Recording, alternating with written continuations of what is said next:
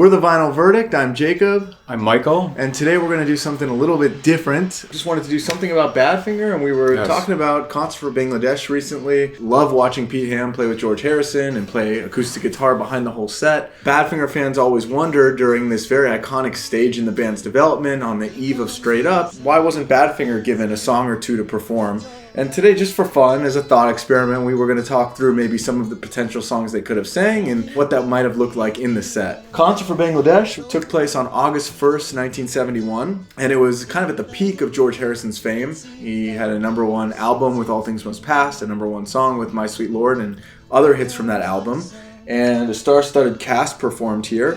There were a lot of guests. Leon Russell played a couple songs, Billy Preston played a song, Ringo Starr played a song, Bob Dylan did a set, and of course Ravi Shankar did a full intro and open. But there were also many guests that didn't perform an independent song, and Badfinger being one of those who were accompanying them on acoustic guitar. I believe George had just given the tape to Pete. I think it may have been as late as in New York. And he had listened to it, I think, as soon as the night before the show, and making it all the more remarkable. How the guy who wasn't introduced stood next to George, to me, was always riveting. That was the riveting part of the show, as well as seeing them in the shadows being introduced. I don't know if they're coming through on acoustic guitars, if you're hearing them, but it's an Apple band, Badfinger.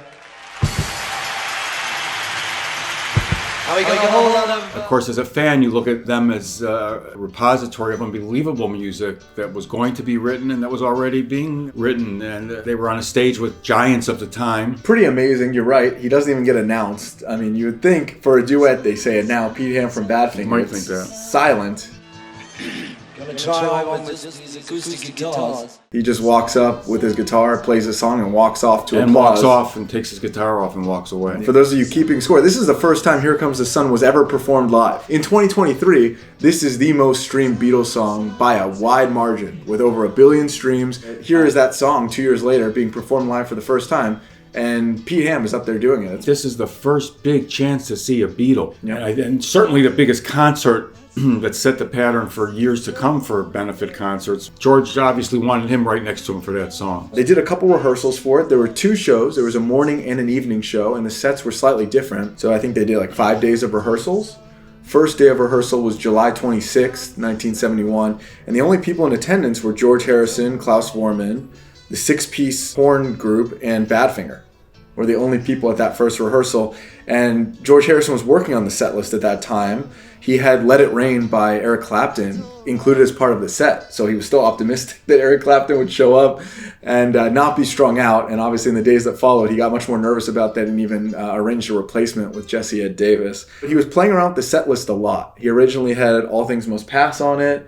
He had Art of Dying, and Bob Dylan's set list was also changing a lot. So the next piece would be where in the set list this appears. Being a historical hypothetical, where the song would have fit in earlier rather than later. I guess the most logical place is probably after Here Comes the Sun, right? He announces Pete Ham. Pete Ham comes out. He does that song. And the next piece was the Bob Dylan set. But you could throw in one more song there and it wouldn't have broken anything there. And then you get Bob Dylan doing, his 4 Yeah, or 5 it's songs. just when I think of him, George, later that year by maybe a month or two on the Dick Cavett show and promoting Spooky Tooth, the group that he was with, and playing slide with them, Gary Wright, etc. And I'm thinking that he had Badfinger at Bangladesh, and where it would have fit in, he would have had to have been promoting it for it to fit in. He would have had to have wanted them to have a star turn. Well, you mentioned, so he had already produced half of Straight Up. Straight Up would come out in December. So there's 2 schools of thought to go down for this. There's George Harrison, like you said, would have been promoting them a bit, and he would have asked Badfinger to play an unreleased song from this new album that he had worked with them on,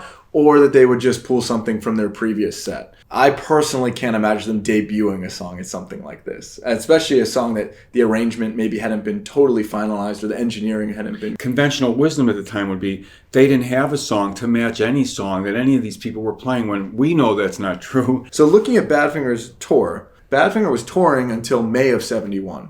And here are some of the songs that were on that tour.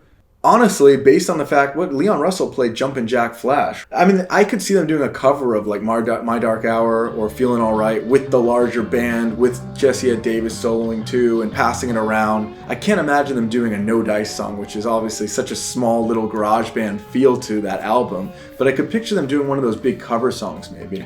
Instead of looking at their stage act from May, maybe they should have arranged something entirely new, and maybe it would have been a cover of a Beatles song or something like that, like the Ivies would have done. Would have gotten everyone. It was it would have worked. They did do as the Ivies on BBC Revolution and this kind of thing. But at that time, I don't think George would have liked to have heard a Beatles song per se. I mean, Here Comes the Sun he wrote. So he or did a Hendrix song or something. Yeah, maybe. Yeah, they could carry that off too. No matter what, I don't think it works as a 3-minute pop song. It would just stand out and look very strange on that set list. Even though it's aged more gracefully than any of the stuff, in my opinion. Sure. But it's remarkable how the years go by. But that's a tight 4-piece song. You don't have 30 people playing. And I thought of the acoustic, although it's not, but I don't think they would have given them the hard rocking thing that night. So I thought of something like you mentioned No Dice. What's the one thing you can think of?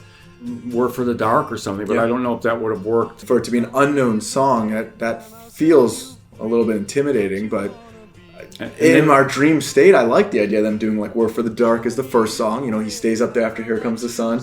Maybe they do Suitcase, like that proto version of Suitcase they'd been doing that's a rougher slide guitar and everybody could get in on it, and maybe they close with some type of a cover. Better Days wasn't really probably up to the... I mean, he could have done that. That's not out of the realm of possibility. It just shows that Badfinger in 1971 was not a stadium rock band. I think they never were. They never were. But I could imagine them going in that direction by 73, 74. They didn't. Listening to the albums, it's produced in a way where maybe they could go out and do, Timeless or something, like the ambiance of that song. Wow. But here, they really are a smaller house band still. And I think that was all going to change in 4 months. And Badfinger fans look at this, like in the prime of Straight Up, how could they not be performing a song? But Straight Up wasn't out yet. And they still were the No Dice Badfinger in terms of the way the public perceived them. The enduring mystery continues. Why? We know they were big stars of the day, and we know it was a huge concert, and we know Badfinger was not considered on that level, and maybe never really reached, according to the public at large, that level. To us, they surpassed it by far.